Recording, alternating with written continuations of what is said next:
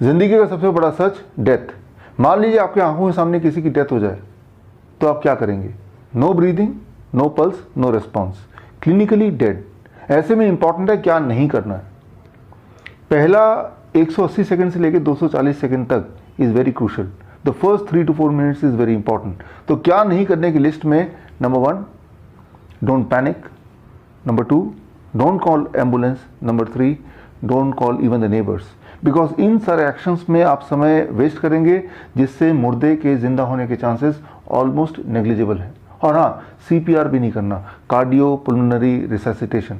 तो करना क्या होगा?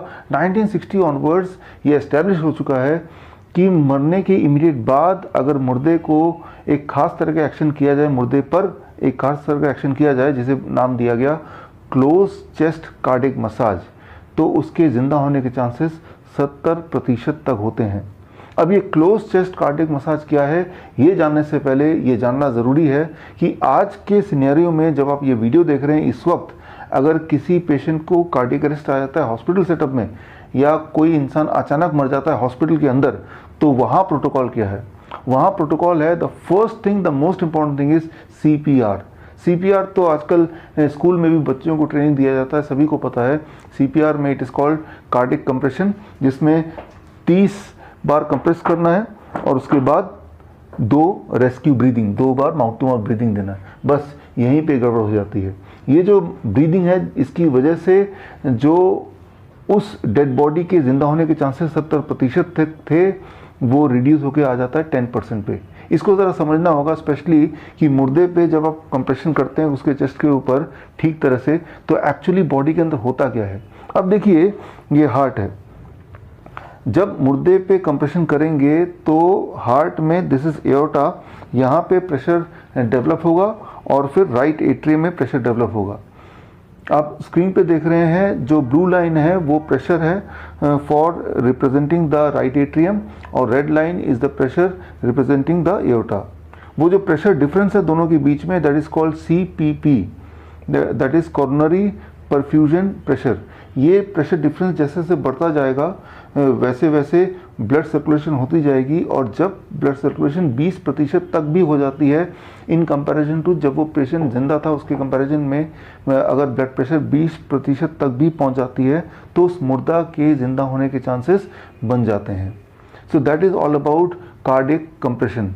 लेकिन यहाँ पे क्या हो रहा है, जब आप कंप्रेस कर रहे हैं, करीब 30 कंप्रेशन देते हैं जब तक कि प्रेशर बिल्डअप हो ही रहा था, ऐसे में आप कंप्रेशन रोक के माउथ टू माउथ ब्रीदिंग देने लगते हैं, वेंटिलेशन करने लगते हैं, ऑक्सीजनेशन करने लगते हैं, जिससे अब स्क्रीन पे देखिए प्रेशर दोबारा से 0 पर आ जाता है, यहाँ का प्रेशर, एट्रियम का और एओर्टा का भी। उसके बाद दोबारा आप रीस्टार्ट करते हैं कंप्रेशन, दोबारा प्रेशर बिल्डअप करने की कोशिश करते हैं। ये जो इंटरप्शन है, ये इंटरप्शन ही उस मुर्दे के जिंदा होने के चांसेस को घटा देती हैं, और ये चीज़ मेडिकली ऑलरेडी एस्टेब्लिश्ड है। दुनिया की सबसे ज़्यादा रेफर्ड टेक्स्ट बुक हार्ट की, जिसका नाम है हर्ट्स द हार्ट, इसके 13वें एडिशन, 13th एडिशन के पेज नंबर 1170 पे अगर जाते हैं तो उसमें जो चैप्टर है that is called, the topic is rescue breathing, और रेस्क्यू ब्रीदिंग में यही लिखा है कि जिसका नाम तो रेस्क्यू ब्रीदिंग दिया है, बट दरअसल ये इंसान के ज़िंदा होने के चांसेस को बढ़ाते नहीं है, वो उल्टा घटा देते हैं। लेकिन अनफॉर्चुनेटली अभी भी ज़्यादातर हॉस्पिटल्स में प्रोटोकॉल यही है कि कंप्रेशन, उसके बाद इमीडिएटली बाद रेस्क्यू ब्रीदिंग। इसीलिए मैं अक्सर बोलता हूँ कि डेथ के इमीडिएट बाद हॉस्पिटल ना ले जाके आपको वहीं पे पेशेंट को ज़िंदा करने की कोशिश करनी चाहिए, क्योंकि हॉस्पिटल ले जाने लगेंगे तो 4 मिनट तो वेस्ट हो ही जाएंगे, बल्कि 10 मिनट तक किसी हॉस्पिटल में पहुँच जाएँ, इमरजेंसी तक पहुँच जाएँ, ये भी पॉसिबल नहीं है, और उस इंसान को पूरी तरह आप खो देंगे। तो अगर आप चाहते हैं कोई इंसान ज़िंदा रहे तो आपको परफेक्टली कार्डियक कंप्रेशन करना है, जिसे पहले बोला जाता था क्लोज चेस्ट कार्डियक मसाज।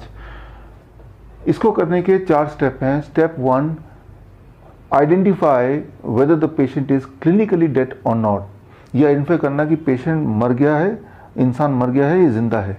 इसको आइडेंटिफाई करने का सिंपल तरीका है नो ब्रीदिंग नो पल्स। आपको एहसास करना है कि ब्रीदिंग है और आपको पल्स देखना है, और ये सारा कुछ आपको करना है complete with in the first 3 to 4 second, पहले 3-4 सेकेंड के अंदर ही। कई बार हमें लगता है कि ब्रीथ कर रहा है, दरअसल वो उसे बोलते हैं गैस्पिंग। आप वीडियो में देखिए, दिस कॉल्ड गैस्पिंग, जब विक्टिम हिलडुल रहा होता है और ऐसा लगता है कि मुंह से सांस लेने की कोशिश कर रहा है। इसे भी आप क्लिनिकली डेथ बोल सकते हैं अगर इसका पेशेंट का पल्स नहीं है। तो अगर गैस्पिंग आप देखें तो इमीडिएटली पल्स चेक करें, और पल्स अगर नहीं मिल रहा है तो समझ लीजिए this is a clinically dead body. इसका मतलब इमीडिएटली आपको कार्डिक कंप्रेशन शुरू करना है बिना समय वेस्ट किए। सेकेंड स्टेप ये है लोकेशन, कहाँ पे कार्डिक कंप्रेशन करना है, वो जगह लोकेट करना is the most important thing. अगर आप परफेक्टली जगह नहीं लोकेट कर पाएंगे फिर भी तो इसका मतलब वो दोबारा जिंदा होने की पॉसिबिलिटी को आप घटा रहे हैं। हाउ टू लोकेट परफेक्टली, उसके लिए देखिए इसे बोलते हैं code blue trainers T shirt. इसके माध्यम से मैं आपको बताऊंगा, ट्रेन करूंगा किस तरह से 2 सेकंड के अंदर आप राइट लोकेशन देख सकते हैं, फाइंड आउट कर सकते हैं। सो इसमें क्या करना है, आपका जो रिप केस है उस रिप केस को आपको फॉलो करना है। This is my rib cage, and rib cage को मैंने फॉलो किया। This is my rib cage, and यहाँ पे जहाँ पे मिलता है उसके ऊपर अपने फिंगर रखा, and this is the place. यहाँ पे आपको अपने पाम का हील रखना है, and this becomes the right place. So ये सारा कुछ एक्शन आपको कंप्लीट करना है within 2 seconds. That is लगभग यहाँ पे, that is it means nipple line के लगभग बीच में।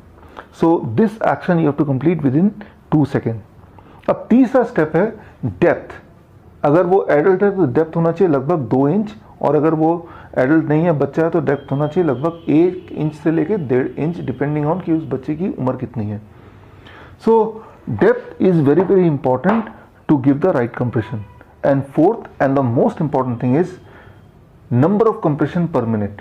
That should not be less than 100 compression per minute and should not be more than 120 compression per minute. 100 से लेके 120 कंप्रेशन पर मिनट तक आपको अचीव करना है, और हर कंप्रेशन लगभग 2 इंच तक होना चाहिए और वो रिदमिक होना चाहिए। तभी आप उम्मीद कर सकते हैं कि वो मुर्दा जिंदा शायद आ जाए, जिंदा हो जाए। सो ये आप तभी कर पाएंगे, ये चारों स्टेप परफेक्टली तभी कर पाएंगे जब आप इसकी प्रैक्टिस लगातार करते रहेंगे। कितनी प्रैक्टिस? लगभग हर हफ्ते में 5 मिनट की practice, 5 minutes practice per week, यानी कि लगभग 500 कंप्रेशन पर वीक। सो इसके लिए आप क्या कीजिए, you can buy a mannequin like this, ऐसा एक खरीद सकते हैं और इस पे हफ्ते में 1 दिन 5 मिनट निकाल सकते हैं। अगर आप चाहते हैं कि समय आने पर आप किसी की मदद कर सकते हैं उसको दोबारा जिंदा करने के लिए।